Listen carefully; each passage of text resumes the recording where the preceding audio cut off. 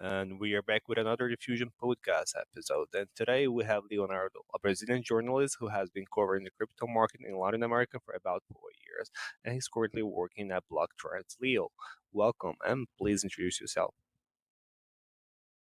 Hey, Ricardo. Thank you so much. It's a pleasure to me being here. First, I'd like to apologize for my bad English, but I'll try my best. And I'm Leonardo Cavalcanti. I'm a journalist in newspapers called BlockTrends. We are also a crypto EdTech here in Brazil. We are backed by one of the largest assets in the country, KR assets. And I cover, before that, I was working with journalism also, but in Money Times, newspaper from the Empiricus, backed by Empiricus, one of the largest research house in Brazil. So it's a pleasure to be here and to talk about more the regulation scenario here in Brazil Yeah, and the world. the Brazilian scenario and I would say Latin America is catching up with the global scenario. You as a journalist is very in touch with everything that is happening, and every day things are changing. And I know for a fact next year we have some major developments in the financial industry in Brazil. Some might say is not good. Some they might say, okay, this is an advancement. So of course, what I'm talking about here now is about the Brazilian digital rail, so the CBDC, the Brazilian CBDC, and I would like to hear from you, from what you've seen in this market so far, from moving from crypto anarchism to crypto institutional. What are the main benefits for the Brazilian market to have adoption from the institution when it comes to crypto?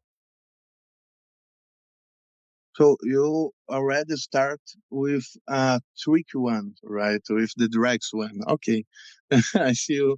Where are you going?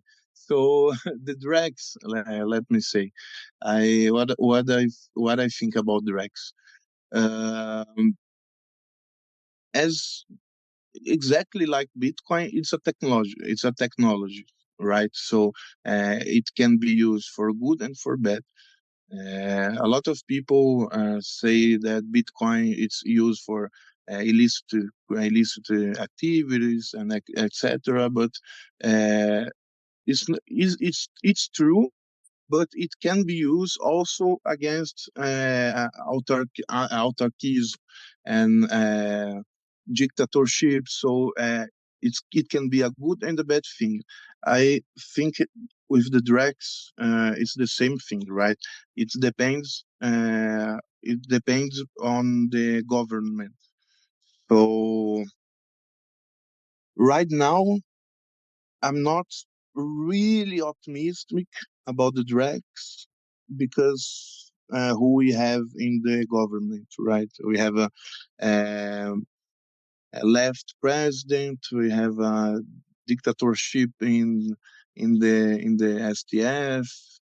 So I'm not optimistic, but not because of the technology, but because of who is going to control it. It's what I think for a start. About the big guys embracing the crypto world, I think it's very funny because the crypto market, the Bitcoin, is the only market that began with the retail, right? So it was a bunch of nerds talking about digital coin on internet forums, and now we have BlackRock announcing partnership with Ethena, BlackRock announcing a Bitcoin ETF. So the largest assets in the world with $9 trillion is now offering Bitcoin for all kinds of people. So I think it's a very large movement, But I also think that we must always remember that uh, all of these started on the retail. So the people have the power, right? We have the power to embrace this new technology to use for good. And anyway, it's a little bit of what I think of this institutionalization. Perfect. And it's funny because some people in the crypto space may not like this at all. But to be fair, I believe every movement towards the digitalization. Sorry, that's my that's my turn to have complications saying the word. So every movement towards digitalization, it's something positive in a sense. Like if we're becoming more digital, that means we have more room for us to work with digital assets as well.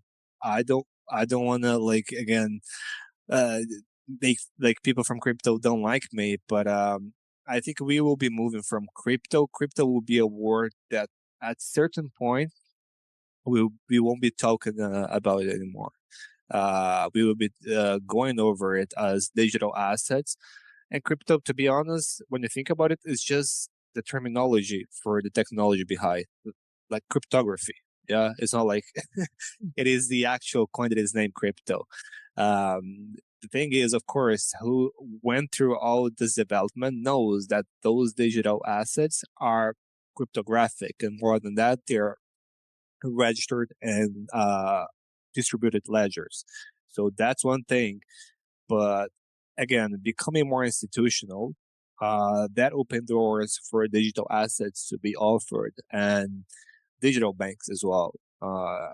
I'm gonna be cautious here. I won't say that next year we will have Bitcoin being sold and banks like HSBS or Santander, big banks like those, they might take a while to offer to their clients or retail clients.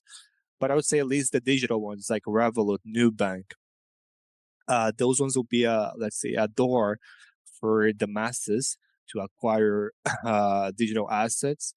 The question, of course, is will they allow people to withdraw their assets to on chain? Because once they go to the chains, that let's say open up for them to operate in decentralized finance, and then the whole establishment might not have full control of that. Now, of course, moving towards the type of assets that can emerge from this, I think like I believe in a word that is like more hybrid rather than just this or that. I believe we can create a reality that we can merge realities, create a bridge between the traditional and the decentralized. So thinking about, for example, what kind of assets would you say that can emerge from, for example, this integration between Bitcoin, USD dollar. Of course, like I know you're big into Bitcoin. You like Michael Saylor as well. I think you've been with him. Yeah, I think you saw him this year in Brazil. Yeah, but how do you see this interaction between assets, for example, like Bitcoin and fiat currency like the dollar? Yeah, so I've been with him. I had the pleasure, the honor of watching one of his. I wouldn't say it's pal-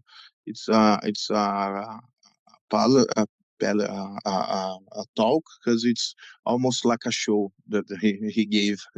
He gave to everyone in the room. But to answer your first question, I don't think it was a question, but this one will answer the second. So I'll start there.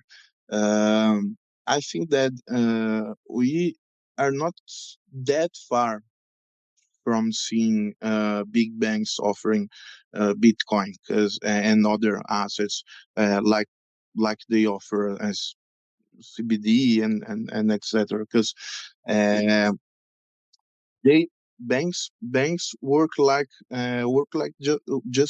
just like that. They offer investments, and the people give the banks money, and the bank work with that money to anyway make cash flow, and elevate the valuation, and etc. Uh, if I was a bank right now and saw all these movements around the Bitcoin, I will for sure want to have some Bitcoin in my accounts, right? Because it's the hardest asset. It's the assets that protect us from the inflation, from the everything that's going on with the uh, anyway with the governments, and I think I would like to have that. And it's just and this is what MicroStrategy is doing, and several other companies, and this is the new asset that that you asked, because I think MicroStrategy right now have something called Bitcoin per share, right? They have their shares, and the increase on the price isn't just because of the cash flow uh, coming from sales and from market business. It's coming from the Bitcoin uprising, right? It's coming from the valorization of the Bitcoin. So each asset have a certain amount of Bitcoin valorization in it. So we have BTC per share. It assets, sorry, it share. So you have a BTC per share, a company that have instead of dividend yields, BTC yields, right? Um, and which company doesn't want to have that? We are seeing the MicroStrategy growing. I think it's 20x in how many years? They started buying, I think, in 20, I think 4 years, 20x in 4 years, just by buying Bitcoin and other many things, but especially from buying Bitcoin. So I think we will have this merge between DeFi, Bitcoin, and TradFi by don't know if it's the right expression, but riding along the Bitcoin valorization indirectly uh, via BTC per share, via funds, and etc. I think I stole a little in this answer, but I hope you guys can understand what I meant. Yeah, I see what you meant, and I agree with you. I think things can, like I like to use the word flip the switch. The switch can be flipped quite quick once certain measures are fully in place. And well, you're from Brazil yourself. You know the hurdles and all obstacles that the Brazilian population faces when it comes to financial inclusion, and also, let's say, to have better opportunities of investment or even to safeguard their capital. Uh, we have some examples of change of policies in Latin America with Argentina. Some people will not like the new president, say he's not liberal enough, he's not libertarian. But like we cannot deny that like we are seeing a change in the policies in the sense that like the current government in Argentina is way more inclined into working with currencies like Bitcoin.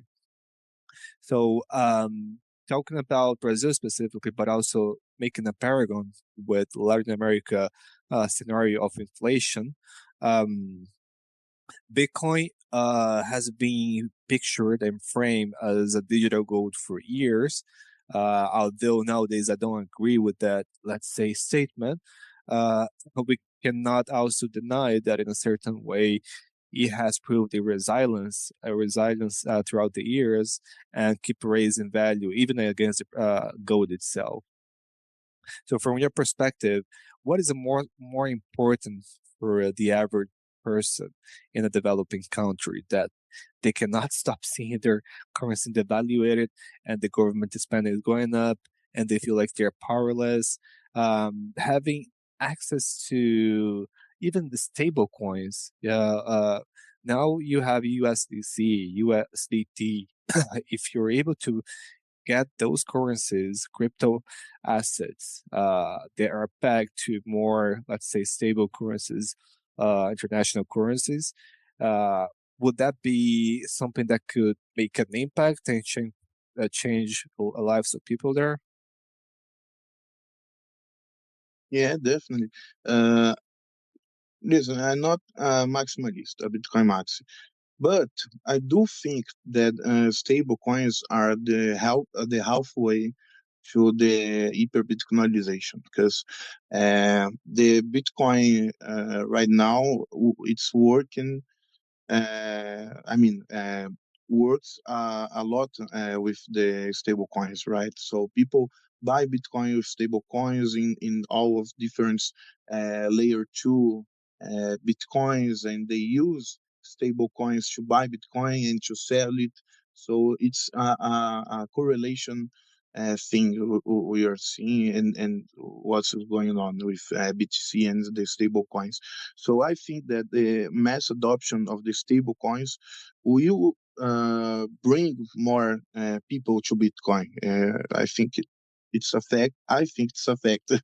But uh, about the inflation and people using stable coins to protect their money from all this massive money printing, I think is we are very advanced in that. We are in the Latin America, because we already don't do. We are tired. That's the truth, right? We are tired of the all the changes in the government uh, here in Brazil, in Venezuela, in Argentina, in all these countries that it's one of another. It's or one lunatic uh, making a gun sign with the hand, or other lunatic stealing the people's money. So we don't have a true leadership in here. Uh, speaking especially in Brazil, but we are tired. That's the truth. And the stable coins are being offered by many companies, and are in the US have interest in offering us that, because we are buying their inflation, right? The Tether buys treasury bonds to back their stable coins. They use USDTs. So the Circle also do that, and they are buying the US debt. So, and offering to us in Latin America. So I think for the U.S. government, it's a great thing that we are buying that. We are buying the digital dollar. We are buying their inflation. So and in exchange, we are leaving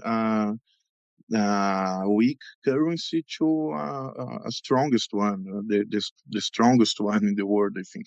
So I think it's a very fair trade for now, but it's a halfway to the mass Bitcoin adoption, and that's the goal, and that's the where we are all going to preserve our money value. I love your. You see, I talk about this with a lot of people. Not everyone has the same perspective, but I love the fact that you grasped what I had in mind. I didn't even have to go through it. Well, yeah, basically, what we're doing is like we're bringing like, well, the U.S. has been printing money quite a lot. Let's say for the since the pandemics, with their stimulus package, but well, we cannot pretend that the southern countries are doing any better. So in that sense, for the moment, I think is like the best trade Latin Americans can get. Of course, who's not very inclined to the American economy might be like, oh, you guys are selling off your own country. Oh, well, I think everyone should care about your own, let's say, finance first. Protect your capital, your money, your hard work money. And I think again, once you have access to dollar, it's not only dollar, it's digital dollar operating. There will be on chain, and you can transact the different crypto assets such as Bitcoin. So it's just the beginning. First, you get access to global markets, and then you have also the opportunity to exchange it for different type of assets and credit as well. So I think at the moment that's a positive thing. Yeah, course, we will always be fighting like the people's interests and the corporation interests. So corporation will be adapting to be always in the front, but at the same time, now we have the tools to keep working into decentralization.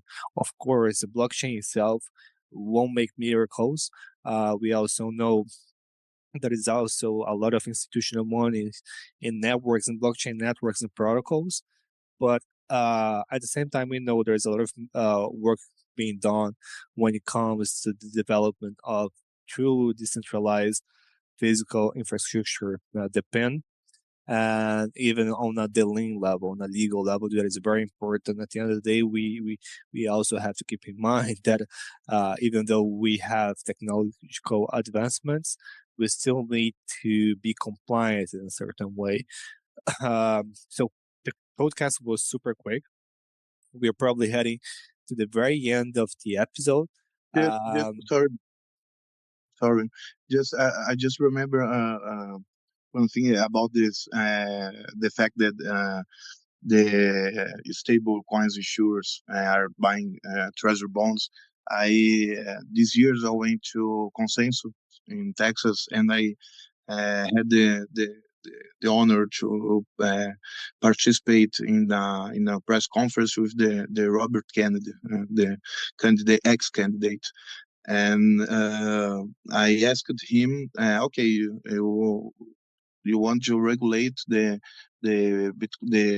crypto market in the best way, but did you know that Tether is buying treasury bonds to back up their stable coins, and right now they have more stable treasury bonds than Germany, for example, or I think they are the eighth uh, largest buyer of the world. And he looked at me, and the answer was almost like I didn't have any fucking idea of that. and uh, and and and I think it's a major point. It's not an issue, but it's a point, because how how can you regulate some company if you want to, if the company is the largest buyers, private buyers of your debts. Uh, this company is pretty much funding you, is funding you United States. So I think it's a good story. So I wanted to share. Sorry for interrupting you. Now, that's actually quite important. We're talking about the, let's say, there are like worlds colliding. So we are seeing traditional colliding with the decentralized, but at the same time, there is, let's say, a generational shock, I would say.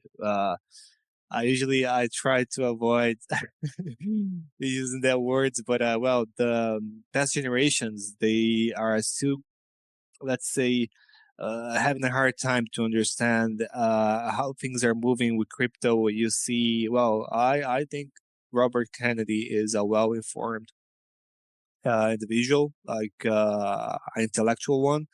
Donald Trump more mediatic. Uh, I don't think he's like quite intellectual when it comes to technology. Just like I don't really know. I know some people like him, but well, at least he's trying, like he's making an effort, at least publicly, letting people know that he's pro crypto, he's pro, bringing the future of crypto to Americas, and in a certain sense, bring it to the Western world, because I don't think most people realize, but Asia is moving, like especially China, Hong Kong, they're moving quite fast, and Singapore as well with crypto. If we are not moving with that here in the Western world, we will be behind. And the finance is the power of basically everything comes back to finance. The Western world in the past was always, until now, has been the, let's say, the warehouse, the powerhouse of finance, and that also gave us the edge to develop ourselves. Of course, we need improvements. We need to make the cash flow faster, especially ensure that the money is flowing not through only America, the country, but American continent, and then intercommunicate with Europe. So the capital is going to critical areas of development, and we are operating as a proper block, but a digital block. Like, and that sense, I truly wish that the older generations embrace crypto and the digital technology as fast as we can, so we can, not, I don't believe in the word of competition, but we are able to, even collaborate with Asia in that sense. Now, Leo, we only have 10 minutes left for the episode to be concluded. It was a pleasure to have you here. But anyway, let's probably just pick one last topic for us to conclude this episode. So, of course, with now, like we're seeing the merge between traditional finance, decentralized finance, institutional adoption, compliance as well. I believe a lot in the economy where we can see also real world assets operating in a sense that they can ensure, as I mentioned, that critical areas are being, let's say, focused in a sense of getting resources. So we can tokenize specific areas that needs preserving. And of course, with oracles, we can ensure that there is real time data being displayed.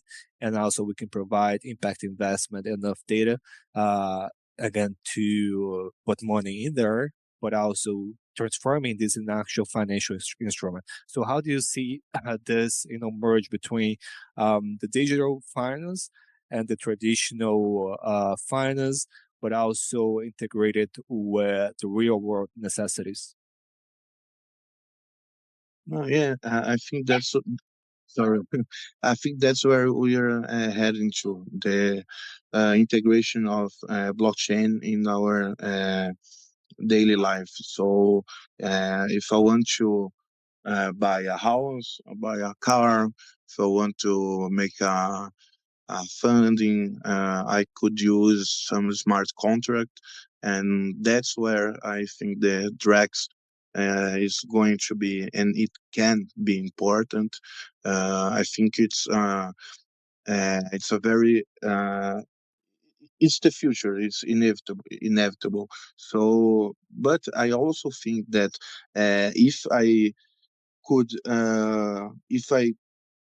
would be able to sell my house or my car in a government smart contract, I should be able to take that amount of money that I earn from the sale and send it to some decentralized wallet, right? I have to, I must to have this kind of liberty. So I do think these two things can coexist, but I also think it's important to separate to divide them, to one is one thing, another thing is other thing, but they can coexist in a gray area. So I see a future where I could do a lot of things good for the population, a very a lot of fair distribution for the population with smart contracts.